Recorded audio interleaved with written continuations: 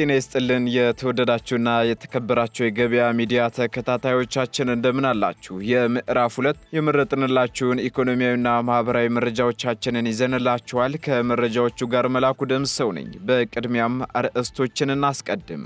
ግብይትን የሚያሳልጥ አዲስ መመሪያ ተግባራዊ መደረጉ ተሰምቷል። ሙሉ መረጃውን እናጋራችኋለን። ግብርንና የግብር ተመላሽ ጥያቄዎችን በተመለከተ አዲስ መረጃ ይዘናል። በዝርዝር የምናደርሳችሁ ይሆናል። በርካታ ባለሙያዎች በከፍተኛ የሙስና ወንጀል ተጠያቂ መደረጋቸውን ኤጀንሲው አስታውቋል። በዝርዝር ከምንመለከታቸው መረጃዎቻችን መካከል ይገኝበታል። የባለ ሀብቶችን አዳዲስ ኢንቨስትመንት ፍቃድ ጉዳይ ከኮሚሽኑ የወጣ አዲስ መረጃ ይዘናል፣ የምትሰሙት ይሆናል። የተወደዳችሁና የተከበራችሁ ተከታታዮቻችን እነዚህንና ሌሎች ኢኮኖሚያዊና ማህበራዊ መረጃዎቻችንን ይዘንላችሁ ቀርበናል። አዳዲስ እንዲሁም ትኩስ ኢኮኖሚያዊና ማህበራዊ መረጃዎቻችንን ለማግኘት ታዲያ የገበያ ሚዲያን እንድትወዳጁ እየጋበዝን በዝርዝር ወደምንመለከታቸው መረጃዎቻችን እናልፋለን። የኃይል መቆራረጥና ጨለማ አስቸግሮታል? መፍትሄ ካሉ ግሪን ሰንቴክ አለሎ። የኃይል ማጠራቀሚያችን የመብራት መቆራረጥ እንዳለ ያስረሳውታል፣ ጨለማን ያሰናብታል። ግሪን ሰንቴክ ጥራትና በቂ ዋስትና ያላቸው የሶላር መብራቶችን ኪስን በማይጎዳ ዋጋ በመረጡት አማራጭ አቀረበሎ። የቤት የቢሮ የግቢ ውስጥና የመንገድ መብራቶችን እኛ ጋር ያገኛሉ። ምን ይሄ ብቻ! ጀነሬተርን የሚተካ በፀሐይ ኃይልና በኤሌክትሪክ ቻርጅ የሚደረግ ወይንም በሁለቱም መስራት የሚችል ድምፅ አልባና አየር ብክለት የሌለው ሶላር ጀነሬተር በፈለጉት ዋትንካችሁ ብለዋል። ምርቶቻችን የ5 ዓመት ዋስትና ያላቸው ሲሆን በሚፈልጉት የፍጆታ መጠን ለመኖሪያ ቤቶች፣ ለሆቴሎች፣ ለባንኮች፣ ለአስጎብኚ ድርጅቶች፣ ለሆስፒታሎች፣ ለቢሮ፣ ለኢንተርኔት ካፌ፣ ለህትመት ቤቶች፣ ለቴሌኮም ሴክተር፣ ለኤሌክትሪክ መኪና አስመጪዎች፣ ለሲኒማ ቤቶችና ለሌሎችም። አድራሻ 22 ማዞሪያ ከጎላጎል ህንፃ ወደ ቦሌ በሚወስደው መንገድ 500 ሜትር ዝቅ ሲሉ ኳሊቲ ህንፃ አንደኛ ፎቅ ቢሮ ቁጥር 103 ላይ ያገኙናል። ስልክ 0989414219 0989414209 ወይንም 13844852 ላይ ይደውሉልን። ግሪን ሰንቴክ ለዘላቂ መፍትሄ እንሰራለን። በኢትዮጵያ ያለው ሰፊ የታዳሽ ኃይል ሀብት እስካሁን ጥቅም ላይ አለመዋሉ ተገለጸም። በሀገሪቱ ያለው የታዳሽ ኃይል ሀብት ከፍተኛ ቢሆንም በአግባቡ ጥቅም ላይ ከማዋል አንጻር ክፍተቶች በመኖራቸው የኃይል አቅርቦቱ በሚፈለገው ልክ ተደራሽ አለመሆኑን ለዚህም የሶላር ኢንስቲትዩት በሀገር አቀፍ ደረጃ የኃይል አቅርቦትን ለማሳደግ እንደሚሰራም ገልጿል። ፓወር ኢትዮጵያ የፀሐይ ቴክኖሎጂ ኢንስቲትዩት በባለድርሻ አካላት ትብብርና ሀገር በቀል ዕውቀቶችን መሰረት በማድረግ የተለያዩ ከተሞችንና የገጠር ህብረተሰቦችን ወይም ማህበረሰቦችን ትኩረት ባደረገ መልኩ በመላ ኢትዮጵያ የኃይል አቅርቦትን ተደራሽ ለማድረግ እንደሚሰራም አስታውቋል። ኢትዮጵያ የፀሐይ ቴክኖሎጂ ኢንስቲትዩት ከባለድርሻ አካላት ጋር በመተባበርና ዓለም አቀፍ ዕውቀትን በማጎልበት የኃይል አቅርቦትን በሀገር አቀፍ ደረጃ እያሳደገ መሆኑን የገለጹት ደግሞ ዋና ስራ አስኪያጁ ሄኖክ ተመስገን ናቸው። ከቴክኒክና ሙያ ትምህርትና ስልጠና ኮሌጆች ጋር በመተባበር የሀገር በቀል ዕውቀትን የባለሙያዎችን ግብዓት በማዋሃድ ለጣሪያ ተከላዎች፣ ለከተማ መብራት፣ ለመስኖና ለሌሎች ፍላጎቶች የፀሐይ ስርዓቶችን ለመዘርጋት እየተሰራ እንዳለም ተናግረዋል። ተቋሙ የውሃና ኢነርጂ ሚኒስቴር ከሰራተኛና ክህሎት ሚኒስቴርና ከፔትሮሊየምና ኢነርጂ ባለስልጣን ጋር በመተባበር እነዚህን በታዳሽ ኃይል ዙሪያ ያሉ ክፍተቶችን ለማስተካከል እንዲሁም ከኢትዮጵያ የአየር ንብረት ግቦች ጋር በማጣጣም የገበሬዎችን መስኖ ለመደገፍ እንደሚሰራም አንስተዋል። የሥራ ዕድል ፈጠራና ፈጠራ ስርዓቶች ላይ አጽንዖት በመስጠትም ለአካባቢው ተስማሚ የሆኑ እቅዶችን በመዘርጋት ዘላቂ የኃይል አቅርቦትን በማቅረብ የከተማና የገጠር ማህበረሰቦችን በማጎልበት እንደሚሰራም ተገልጿል። አምራችና አገልግሎት ሰጪ ተቋማት ደረጃቸውን መሰረት ያደረገ ምርት እንዲያቀርቡ ተጠቆመም። የኢኮኖሚ ሉዓላዊነትን ለማረጋገጥ አገልግሎትና ምርቶችን ማብዛት ብቻ ሳይሆን ጥራትን ማረጋገጥ እንደሚገባም ተገልጿል። አምራችና አገልግሎት ሰጪ ተቋማት በዓለም አቀፍ ደረጃ ብቁ ተወዳዳሪና ተቀባይነት እንዲኖራቸው ደረጃቸውን መሰረት ያደረጉ ተከታታይነት ያላቸው የስልጠናና የቴክኒክ ድጋፍ በመስጠት የተጠናከረ ስራ እየተሰራ እንደሚገኝ የኢትዮጵያ የደረጃዎች ኢንስቲትዩት አስታውቋል። የኢንስቲትዩቱ የስልጠናና የቴክኒክ ድጋፍ መሪ ስራ ስራ አስፈጻሚ አቶ መንግስቱ ተፈራ እንደገለጹት ማንኛውም አገልግሎት ሰጪም ሆነ አምራች ድርጅቶች ተወዳዳሪ እንዲሆኑ ደረጃቸውን መጠቀም የሚገባቸው በመሆኑ ደረጃን ለመጠቀም የግንዛቤ ውስንነቶች እንዳይፈጠሩም የስልጠናና የቴክኒክ ድጋፍ እየተደረገ እንዳለም አንስተዋል። ዓለም አቀፍ ደረጃዎችን መሰረት ያደረጉ የስልጠናና ቴክኒክ ድጋፍ ስራዎችን አጠናክሮ በመስራት በዓለም አቀፍ ደረጃ ብቁና ተወዳዳሪ አምራችና አገልግሎት ሰጪ ተቋማት እውን እንዲሆኑ ማስቻል እንደሚገባም ተገልጿል። የኢትዮጵያ ደረጃዎች ኢንስቲትዩት በተለያየ መስክ የተሰማሩ አምራችና አገልግሎት ሰጪ ተቋማት ደረጃን በሚመለከትም የተለያዩ ስልጠናዎች እየሰጠ እንደሚገኝ ከኢንስቲትዩቱ ይፋዊ ድረገጽ የተገኘው መረጃ ያመለክታል።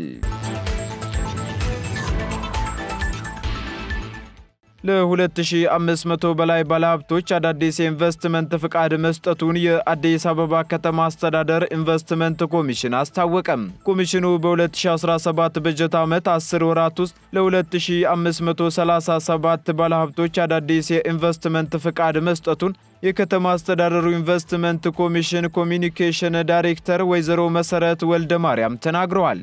ከዚህ ውስጥም ደግሞ ለ334 የለውጥ ወይም ማሻሻያ የኢንቨስትመንት ፍቃድና ለ99 ደግሞ ምትክ የኢንቨስትመንት ፍቃድ ተሰጥቷልም ተብሏል። እንዲሁም ለ115 የውጭ ዜጎች ተቀጣሪ ፍቃድ መሰጠቱ የተገለጸ ሲሆን ለ2760 ባለሀብቶችም የኢንቨስትመንት ፍቃድ እድሳት መደረጉ ተነስቷል። በተያያዘ ዜና ከ9.9 ቢሊዮን ብር በላይ ካፒታል ላስመዘገቡ ባለሀብቶች የኢንቨስትመንት ፍቃድ መሰጠቱ ተገልጿል። በደቡብ ኢትዮጵያ ክልል ኢንቨስትመንት ቢሮ ላለፉት 9 ወራት ብቻ ከ9.9 ቢሊዮን ብር በላይ ካፒታል ላስመዘገቡ ባለሀብቶች የኢንቨስትመንት ፍቃድ መስጠቱን ቢሮ አስታውቋል። በዚህም ፍቃዱ የተሰጠው በግብርና በአገልግሎትና በኢንዱስትሪ ዘርፎች ለመሰማራት ጥያቄ ላቀረቡ ባለሀብቶች መሆኑንም የቢሮ ኃላፊ ወይዘሮ አጸዳ አይዛ ተናግረዋል። አሁን ላይ ደግሞ 90575 ሄክታር መሬት ተለይቶ መቀመጡን የጠቆሙት የቢሮ ኃላፊዋ የሚመጡ የኢንቨስትመንት ፍቃድ ጠያቂዎች አዋጭነታቸው እየታየ እንደሚስተናገዱም አስረድተዋል። ፍቃድ የተሰጣቸው ባለሀብቶችም ስራ ሲጀምሩ ደግሞ ከ33,000 ለሚልቁ ሰዎች የስራ ዕድል ይፈጥራሉ ተብሎ እንደሚጠበቅም ተናግረዋል። በሌላ በኩል የተሰጣቸውን መሬት ሳያለሙ አጥረው ያስቀመጡና ላልተገባ ስራ ሲጠቀሙበት የተገኙ የ34 ባለሀብቶች ውላቸው መቋረጡን በትናንትናው የዜና ወጃችን ወደ እናንተ ማድረሳችን አይዘነጋም።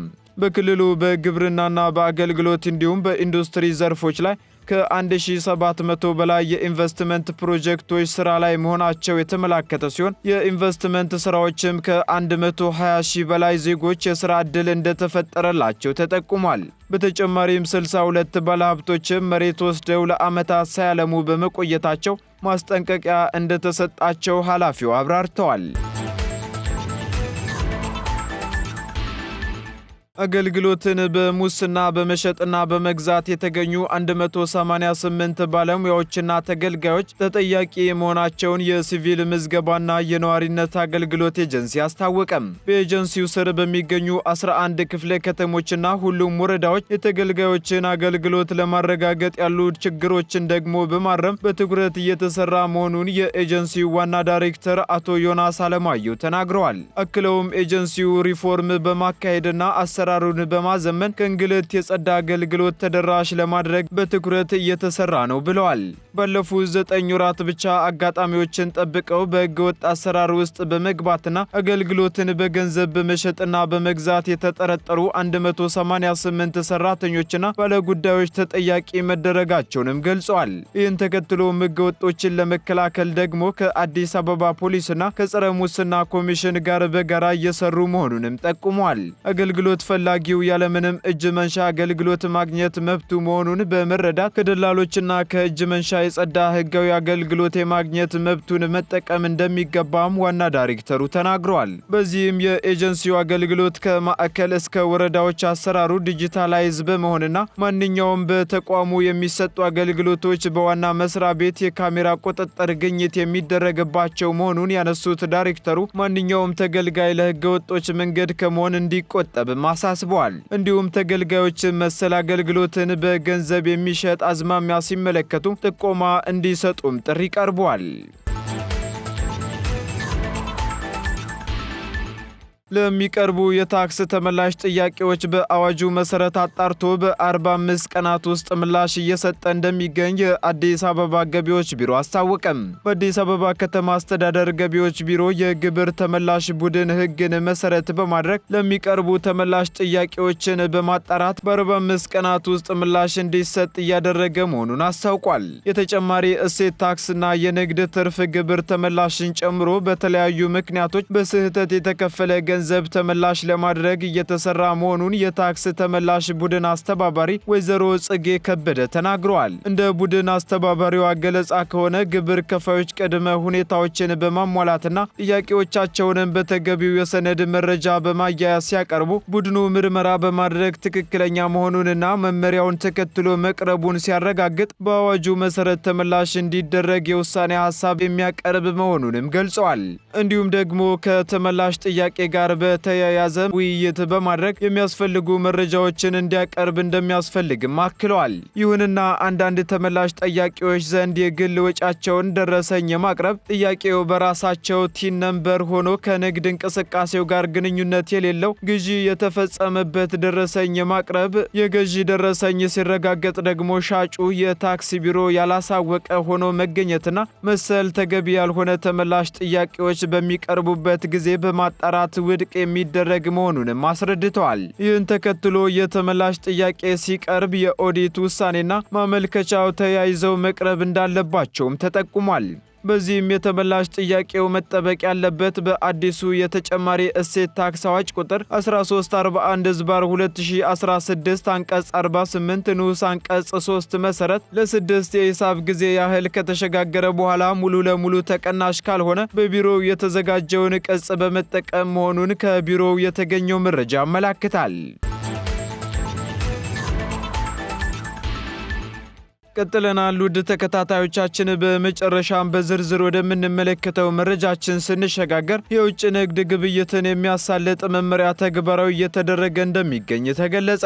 የቅባት እህሎችና ጥራጥሬ ምርቶችን የውጭ ንግድ ቀጥታ ግብይት ለማድረግ የግብይት ሰንሰለቱን የሚያሳልጥ መመሪያ ተግባራዊ እየተደረገ እንደሚገኝ የንግድና ቀጠናዊ ትስስር ሚኒስቴር አስታውቋል። ተግባራዊ እየተደረገ ያለው ይህ መመሪያ የቅባት እህሎችና የጥራጥሬ ምርቶች ቀጥታ ግብይት ለላኪዎች ምቹ ሁኔታ በመፍጠር የውጭ ንግድ ገቢን እንደሚያሳድግም ተጠቁሟል። ከጥቅምት 2017 ዓ.ም ጀምሮ ተግባራዊ የተደረገው መመሪያው የቅባት እህሎችና የጥራጥሬ ምርቶች መመሪያ በቀጥታ ግብይት ላኪዎች በቀላሉ ምርትን ከአቅራቢዎች በመግዛት ኤክስፖርት እንዲያደርጉ የሚያስችል መሆኑንም በንግድና ቀጠናዊ ትስስር ሚኒስቴር የውጭ ንግድ ግብይት መሪ ስራ አስፈጻሚ አቶ በቀለ ከተማ ተናግረዋል። መመሪያው አቅራቢና ላኪ በቀጥታ ወይም በኦንላይን የሚገበያዩበትና ላኪዎች ደግሞ ዓመቱን ሙሉ መግዛት የሚችሉበት በዓለም አቀፍ ገበያ በጊዜ በመጠንና በጥራት ተወዳዳሪነትን በዘላቂነት ማሳደግ የሚያስችል ሕጋዊ የግብይት